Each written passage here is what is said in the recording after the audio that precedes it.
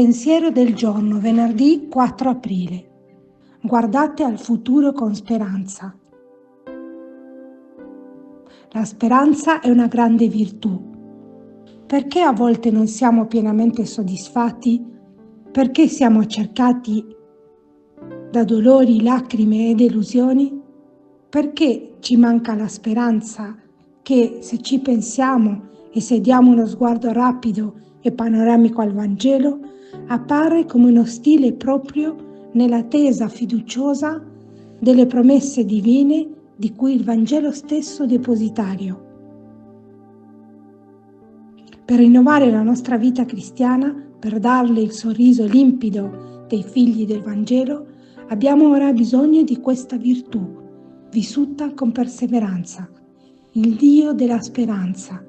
Così San Paolo chiama il Signore.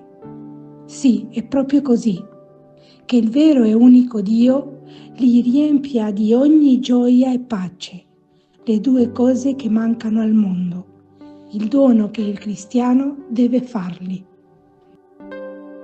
Chiara Lubick, Scritti Spirituali 2, editrice Cittanuova.